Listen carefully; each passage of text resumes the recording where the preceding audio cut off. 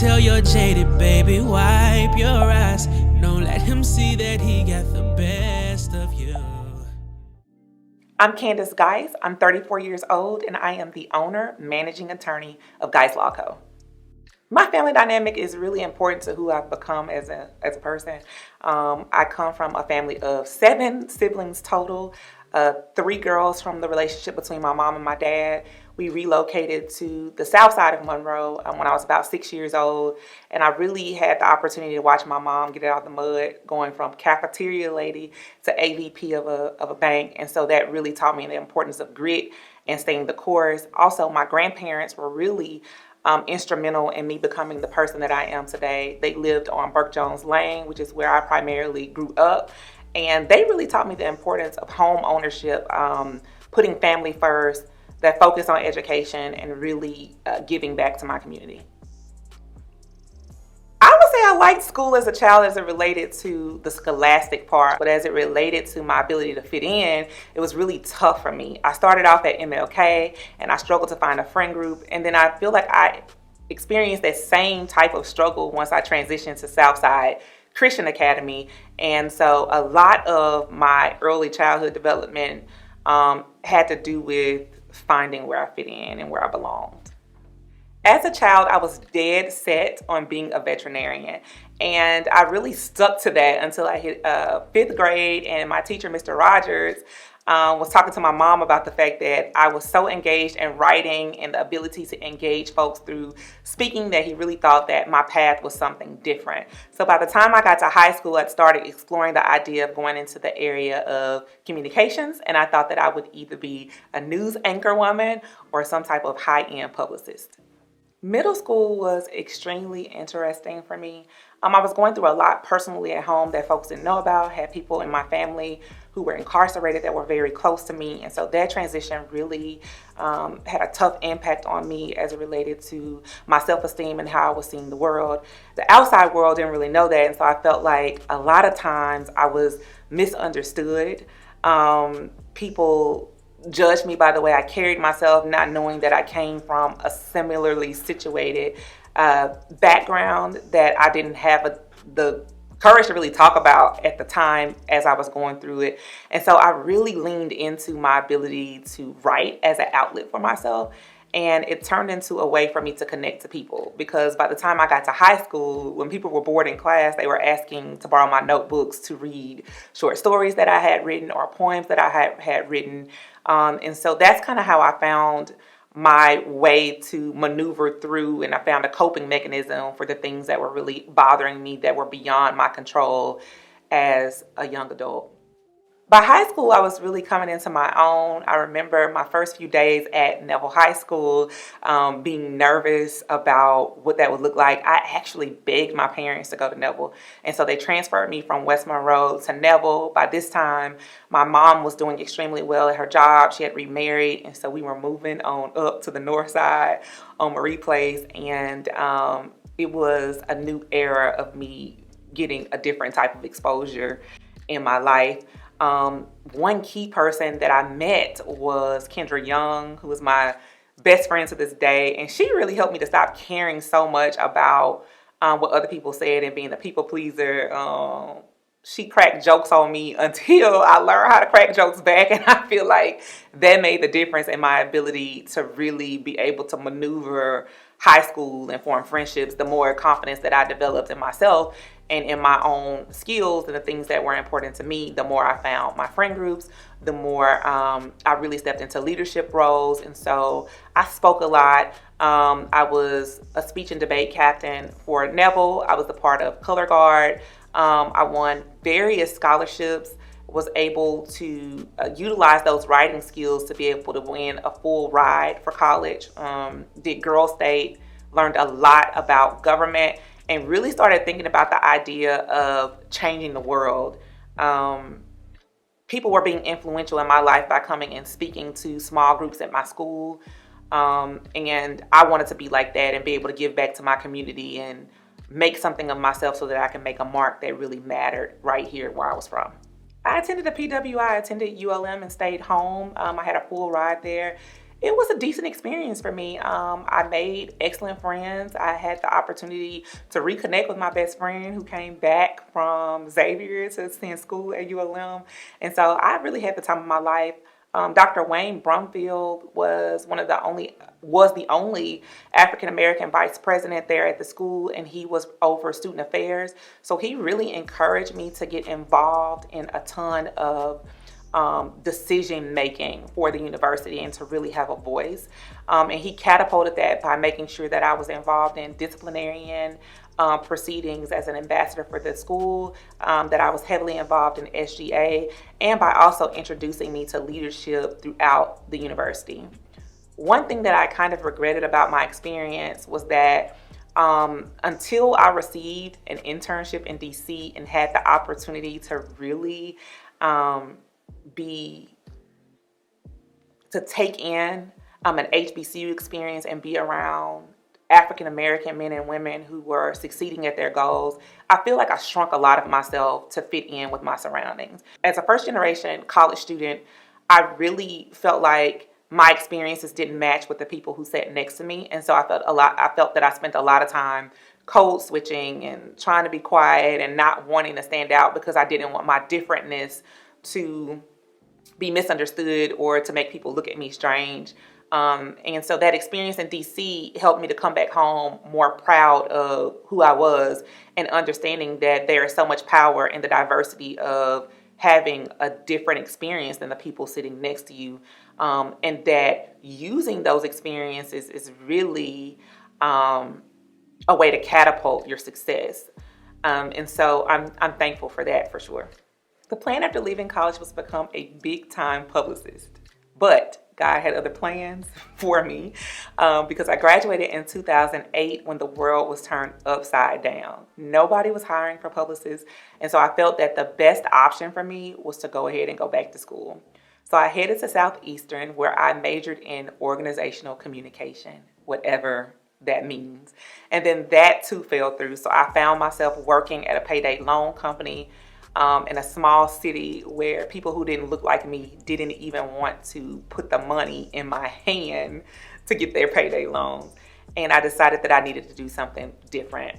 I didn't have any cable, any internet, and so I spent a lot of time reading books.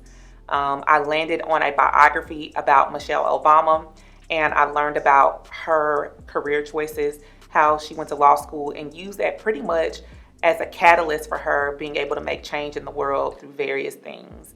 And so from there, I decided that law school was the route for me, and I started the process of applying to become an attorney.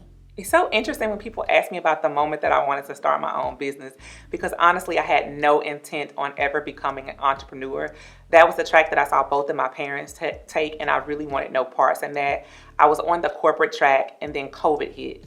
And I started noticing that small businesses, specifically African-American businesses throughout the city, were ramping up and finding different ways to make an income when everything seemed uncertain. But the ongoing theme that I was noticing was that they weren't necessarily clear on the logistics, the legal side necessary to legitimately run a business. So I started offering free Instagram lives and Facebook lives wherein I gave information to small business owners about how to make sure that their business was legally protected. And a crazy thing happened. Small business owners who were already developed started reaching out to me saying that they were in need of a business attorney and didn't know anyone who specialized in that practice. And so they started paying me, and I realized that there was a way for me to make money offering legal advice. About 5 months after I started my law practice, I decided to go ahead and invest in an office space. And so I worked with ULM Small Business Development Center to utilize their small business development incubator. So I had a very small office in which I put 2 desks, one for myself, one for my assistant, and we got to work. Actually, I got plenty of prior experience managing a business and managing employees from several things that I did throughout my college career. Number one, I had the opportunity to work as the project director of a nonprofit organization called the Cope Center, which was responsible for helping women and children.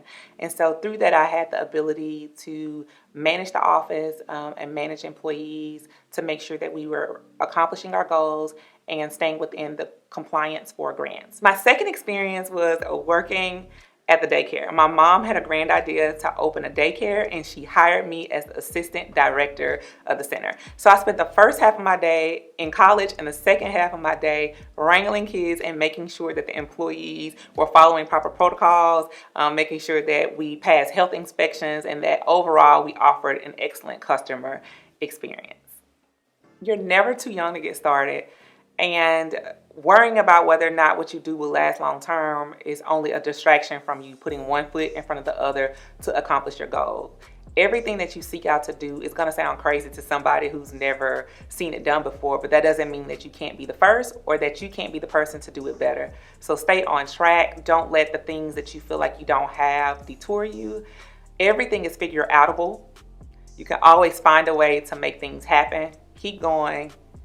And think about the fact that you're creating a legacy not only for yourself, but for the people who are following behind you. Hey, I think experience is always a good thing, that you should always try to learn as much as you can.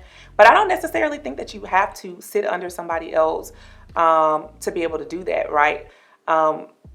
Life experiences, making that first step, making that leap, that's the greatest teacher for you to learn. And outside of that, we're not always necessarily going to be our best selves when we're mimicking what other people have going on. I think that what really sets my business apart and what really makes successful entrepreneurs is their ability to blaze their own trail, to make their own mark, to get it done their own way. And it's important for us to have that, or else we wouldn't have innovation and new things and exciting new ways to get things done. People always ask me about how I prioritize family and business. I don't think there's a such thing as balance. I think that the biggest thing is prioritizing what's most important at that time. So on days when I have a sick baby and no help, making sure my baby is good is top priority. On days when I know I need to make an extra $10,000 to be able to make payroll and to be able to meet my revenue goals for the month, then coming up with a strategy for gaining new clients or upselling clients or finding a way to meet a need is number one priority for me. And so I think it really comes down to really prioritizing what's important at that moment and showing yourself grace and understanding that you're just one person. And also being okay with leaning into the idea of asking for help and outsourcing things that you don't necessarily need to do, right? Delegation makes almost anything possible for me. I've really leaned into the importance of having adequate systems and processes in place and running my business like a business and not a hobby. And so that's how I've been able to scale the way that I've scaled. And that's how I continue to be able to have that work-life balance that makes this all worth it. If I could give my younger self advice, it would really be that different is okay. It's what makes you you. It's what makes you stand out. Don't spend so much time trying to fit in. Understand that maybe you're designated for a different purpose, and that's why you shine and you glow differently than the people around you.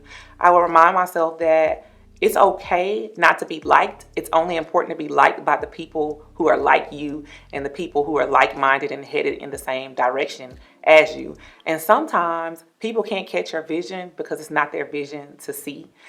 Stay focused regardless of that and understand that you are blazing a path for even the people who are naysayers and who don't understand you. As you step into your own, they'll see the greatness that God has on your life, and it'll be all worth it.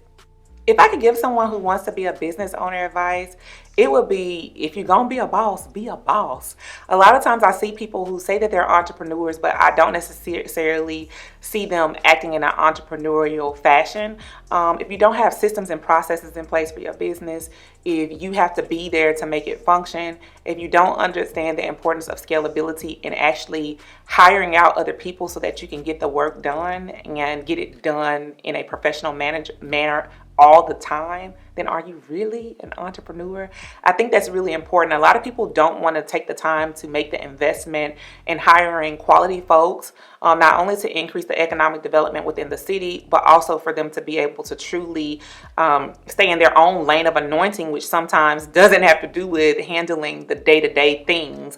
It more so has to do with focusing on strategy. I would say not to mimic what you see other people doing and to really create your own lane. When I first started Guice Law Co., there was a lot of rumbling about the idea that what I was doing did not fit with the needs of the city, that my pricing structure, that the gifts, the things that we do that make us a luxury boutique law firm was out of pocket for the city, and it has been so successful. Our clients love it here, and we are continuing to see day by day growth because we decided to do something different. Don't feel like you someone else is doing this so you can't do it. There's a target market for everyone, and you just have to really tap into what differentiates you from your competitors and do the work. Put your head down and do the work rather than worrying about everything else going on.